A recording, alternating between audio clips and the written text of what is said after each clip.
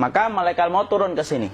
Makanya ketika sakaratul maut sudah datang, maka yang baca Quran hentikan. Kenapa? Oh, memang gitu ya. Jangan semakin kenceng. Ayo Pak, insyaallah Pak gitu. Al-Baqarah Pak, Al-Baqarah Pak. Al-Kahfi, Al-Kahfi. Enggak lah. Yang baca Quran berhenti dulu. Kemudian digantikan dengan kita mentalkin. Antum agak ke sana dikit.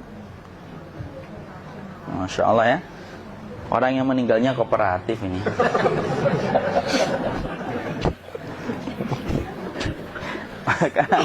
maka agak ke sini ya. Maka disunahkan kita untuk mentalkinnya. Nanti ketika mentalkin jangan terlalu sering, jangan terlalu membebani. Jangan terlalu sering itu la ilaha illallah, la ilaha illallah. Tidak gitulah. Berat nanti dia ngerasakan. Di situ Imam Qurtubi juga menyampaikan, jangan terlalu sering karena itu memberatkan dadanya. Jadi ketika mentalkin, saya sampaikan, boleh diganti atau enggak Ustaz? Enggaklah, talkin itu ibadah.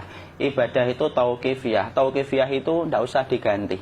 Karena Rasulullah mengatakan lakinu ala mautakum la ilaha illallah. Talkin orang yang meninggal di antara kalian dengan la ilaha illallah. Enggak usah diganti Allah Ustaz yang lebih singkat, lebih pendek. Enggak usah.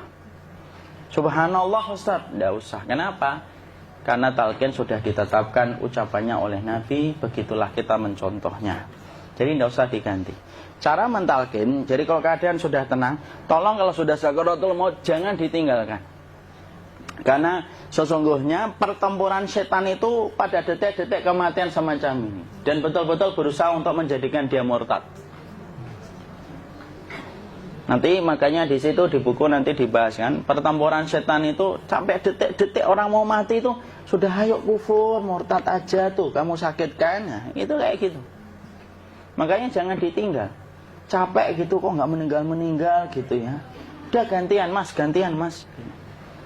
Dan jangan kemudian meninggalkannya. Mangkat dulu gitu.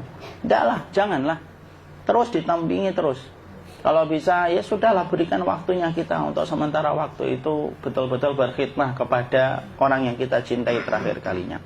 Cara kita kemudian mentalkin adalah, yaitu adalah di sebelah kanannya la ilaha illallah. Biarkan dia mencerna dulu, tidak usah buru-buru kemudian kita langsung nimpali lagi.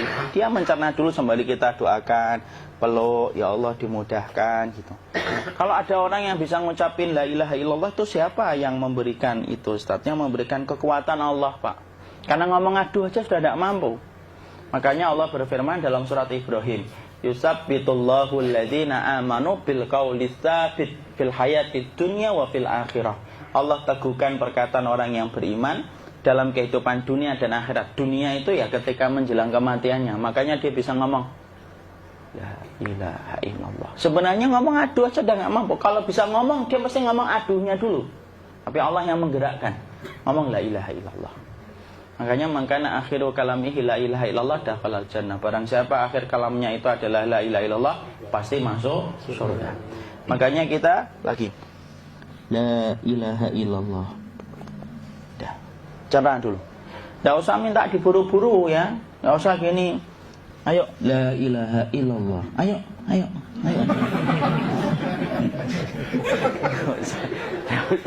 Enggak usah gitu. Ya, biarkan dia pelan-pelan gitu. Ayo tapak, ya Allah capek saya Pak. Enggak usah gitu. Ya ucapkan la ilaha illallah. Kemudian dia mencerna. Lalu kalau dia sudah mengatakan, untuk mengatakan la ilaha illallah. Nah, kalau sudah mengatakan la ilaha illallah, berarti sudah. Enggak usah ditalkin lagi, enggak usah. Belum meninggal juga Ustaz? Enggak apa-apa, biarin aja. Dia di situ aja.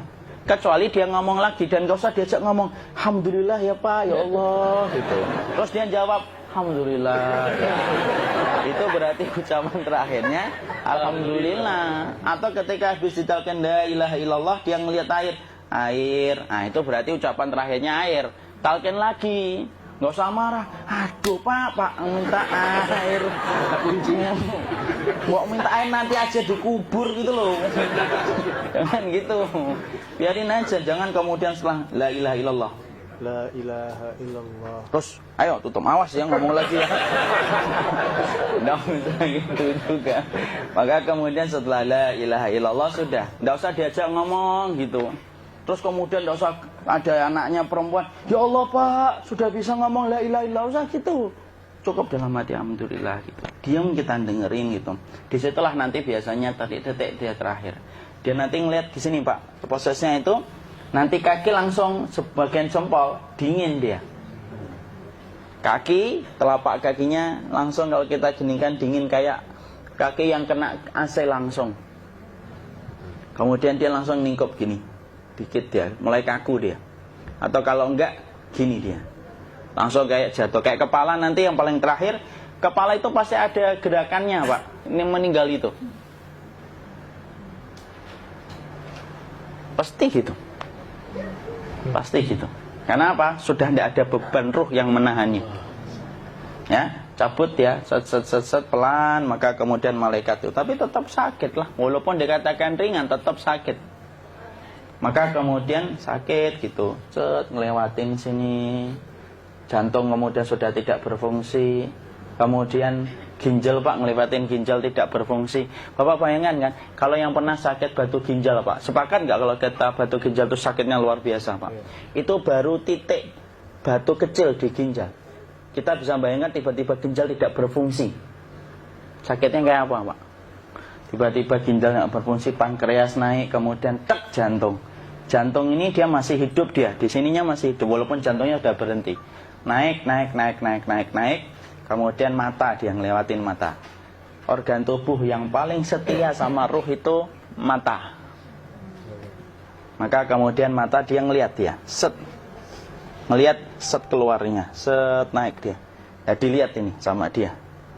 Makanya Rasulullah mengatakan innar ruha idza qubida tabi'ahul basar. Ruh itu kalau dicabut, mata itu ngikutin kemana perjalanan ruh itu. Makanya ada yang meninggalnya gini. Ya itu bukan tanda su'ul khatimah, itu tanda fitrahnya mata ngikutin ruh. Atau kemudian bukanya sedikit. Ada yang kayak senyum Pak, ada yang kesini yang keringetan, nah itu tanda husnul khotimah. Ada yang senyum.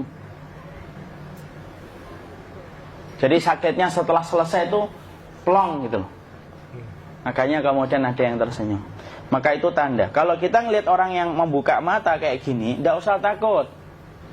Cepat-cepat kemudian kita nanti tutup. Biasanya kalau terlalu lama, itulah yang menjadikan ini tidak bisa ditutup. Makanya harus pakai kapas akhirnya. Karena apa? Karena pas meninggal nggak langsung ditutup. Biasanya karena perawat takut, dokternya juga nggak tahu itu, dibiarin itu. Makanya ada beberapa mata yang ditutup pakai tensoplas kan? Sebenarnya kalau langsung bisa nutup dia, fitrahnya nutup mata itu.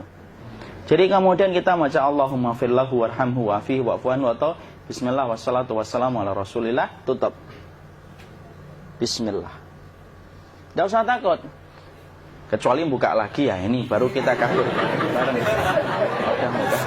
Kalau buka lagi Pak, Insya Allah Pak, ya Allah ya kita kabur bareng-bareng Pak. Diusap Pak, diusap gini. Ini enggak disenggol gini enggak. Begini kan, sudah meninggal dunia. Tangan boleh begini, boleh diluruskan, tidak ada ketentuannya. Boleh gini, boleh kemudian lurus. Tidak usah disalahin kalau ada yang lurus. Lu itu tangannya gimana sih? Posisikan kayak sholat. Tidak ada perintah kayak gitu. Jadi kemudian dikondisikan saja. Terus maka kemudian dipijit-pijit, akiknya dikeluarin, kemudian jamnya dilepas, gigi palsunya dilepas kalau ada, ya. Kemudian apa setelah itu? Coba buku.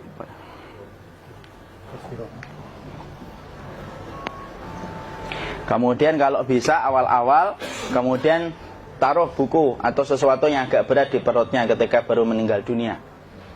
Kenapa kemudian ditaruh kayak gini? Bukan apa-apa, supaya membantu sisa-sisa pencernaan dia untuk keluar. Nanti Pak, biasanya kalau kita taruh agak yang berat gini, atau kemudian kita gini-gini kan, ini udah makan belum Maki? Udah makan belum makan kok udah gede ya? Maka pencet-pencet kayak gini, biasanya nanti ketika dimandikan, nah pas dimandikan diginikan saja. Aduh. Nah ini dia sudah keluar di belakang, dia gini. Terus nanti keluar dia. Nah ini keluar langsung di belakangnya. Dan memperlakukan orang kalau sudah meninggal dunia itu yang lembut gitu. Kenapa? Inna kasra admil mayyiti kakasri admil hayyi. Mematahkan tulangnya ketika orang sudah meninggal dunia itu lebih dia rasakan sakit ketika mati daripada ketika masih hidup. Tuh Islam itu sampai sama orang mukmin itu kalau sudah meninggal aja sampai selembut itu. Kok hidup kasar itu kebangetan dia jadi orang itu. Mau sampai orang mati itu kemudian disuruh yang lembut, kalau ada aib disuruh nutup, tidak boleh diceritain. Misalkan di belakangnya beliau ini ada tompel, gagah-gagah tompelnya gede gitu, tidak boleh cerita. Masya Allah loh, sampai segitunya sunnah itu ngajarin kita untuk nutup aib. Kalau ada orang belajar sunnah sukanya buka aib, nyari-nyari kesalahan orang, sunnah yang mana dia pelajari itu saya bingung.